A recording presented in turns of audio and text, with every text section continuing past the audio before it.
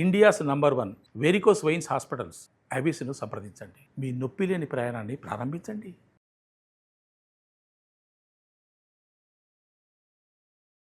Ramprasad Kancharla guarantee మా అబ్బాయి అన్నట్లు ఫీల్ అయిపోతా ఉన్నారు సార్ చాలా మంది కూడా.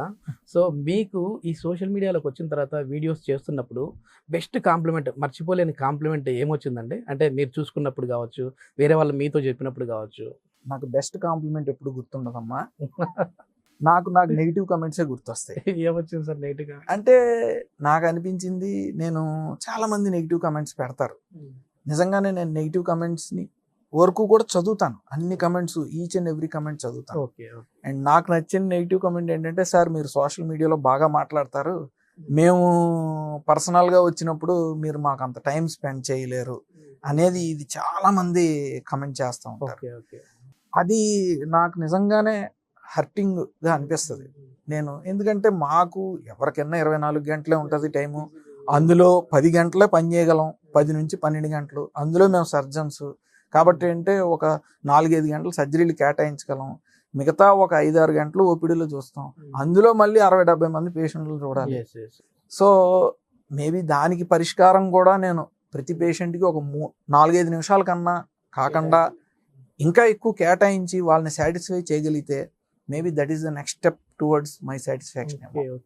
So I concentrate more on negative comments than positive comments. పొగట్టం అందరూ పొగుడతారమ్మా, కానీ మన ఇంట్లో వాళ్ళే వాళ్ళకి ఏంటంటే సార్, ఇప్పుడు చాలా వరకు ఆ వీడియో చూసినప్పుడు మీరు చాలా దగ్గర అయిపోయారు, వాళ్ళు ఓన్ చేసుకున్నారు కాబట్టి మీతో టైం స్పెండ్ చేయాలని ఉంటది కాబట్టి ఆ కమెంట్ ఏమైనా చేసి ఉండొచ్చేమో.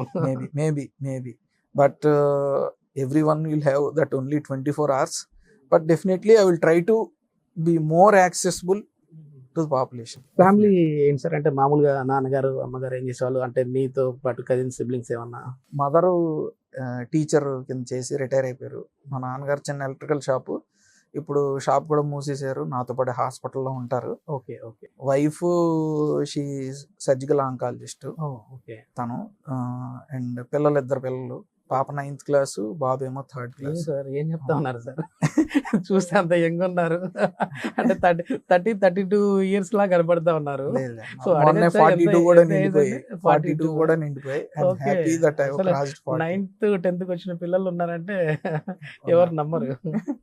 సార్ మీరు ఛాలెంజింగ్ గా తీసుకొని అసలు ఈ కేసు ఎవరు చేయలేదు, మళ్ళీ మన దగ్గరకు వచ్చింది, సార్ మీరే చేయాలి అని అన్నప్పుడు అరే ఎందుకురా బాబు ఇది మళ్ళీ మనం టేకప్ చేయడము అని మళ్ళీ సక్సెస్ అయిన ఉంటాయి కదండి, అట్లాంటి మెమరబుల్ సర్జరీ ఏదన్నా ఉందా సార్?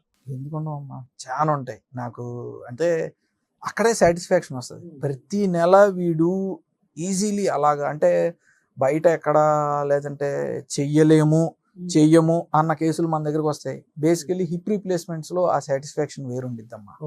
అంటే ఈ 20 కిలో అరుగుదల అనేది యాక్చువల్లీ ఇప్పుడు ఇండియాలో వెస్టర్న్ పాపులేషన్తో కంపేర్ చేసినా ఒకప్పుడు వెస్ట్లో ఎక్కువ ఉండేది. ఇప్పుడు ఇండియన్లో కూడా ఈ హిప్, ఈ ఏవియన్, ఈ కోవిడ్ తర్వాత బాగా పెరిగిపోయింది. ఎందుకు ఇది ఇట్లా అవ్వడం జనాల్లో? అంటే ఇది కోవిడ్ టైంలో మనం ఏంటంటే స్టెరాయిడ్స్ బాగా ఎక్కువ వాడాం. అంటే అప్పుడు అది లైఫ్ సేవింగ్ మెజర్, మనం ఏం చేయలేం, ఇంకా అది వాడాల్సిన పరిస్థితి వచ్చింది డాక్టర్స్ అందరికి కూడా. జనాలను ఐసీయూలో పెట్టి, ఇప్పుడు మీ ఏజ్ గ్రూప్, నా ఏజ్ గ్రూప్లో వాళ్ళని కూడా ఐసీయూలో పెట్టి స్టెరాయిడ్స్ వాడటం ఇవన్నీ చేసాం. సో ఈ అప్పుడులో లైఫ్ సేవింగ్, అది చేయకపోతే కనుక మనిషి ప్రాణాలు పోయటం అనేది జరిగి ఉండేది. కాకపోతే దానివల్ల ఏమైందంటే పాపులేషన్లో ఈ స్టెరాయిడ్స్ అనేవి కొంత మన బ్లడ్ వెజల్స్ని ఈ కొవ్వు శాతాన్ని పెంచేస్తాయి. దీనివల్ల ఏంటంటే ఈ హిప్ జాయింట్ బాలు అట్లాంటి వాటికి మామూలుగానే బ్లడ్ సప్లై మనకి కొంచెం తక్కువ ఉంటుంది. అది ఈ కొవ్వు శాతం పెరిగిపోయేటప్పటికి రక్త ప్రసారం తగ్గిపోతుంది. అది మెయిన్ కాజు. అక్కడ రక్త ప్రసారం తగ్గిపోవటం ఏవిఎన్ అంటాం, అవాస్క్యులర్ నెక్రోసిస్. దీనివల్ల చాలా మంది ఏవిఎన్ పేషెంట్లు రావడం మన ఏజ్ గ్రూప్ లో. ఏం చెప్తుంటారు సార్? అంటే వాళ్ళ చాలా మంది పేషెంట్స్ తో మీరు మాట్లాడుతుంటారు కదా, కామన్ గా వచ్చినప్పుడు చెప్పేది సార్ హిప్ జాయింట్ అంటే వాళ్ళు ఏం చెప్తా ఉంటారు అంటే తుంటి నొప్పి, వెన్ను నొప్పి, అట్లా అంటే డిఫరెంట్ ఉంటాయి కదా అందులో. మెయిన్లీ ఏంటంటే ఏవిఎన్ కి మనం చూసేది ముందు వైపు తొంటి నొప్పి చెప్తా ఉంటారు. ఓకే. మామూలు నడు నొప్పి, తొంటి నొప్పి అంటే వెనక వైపుకి వస్తుంది. ఈ ఏవిఎన్ వల్ల వచ్చేది ఏంటంటే మెయిన్లీ ముందు వైపు వస్తూ ఉంటుంది, గ్రాయిన్ పెయిన్ అంటాము.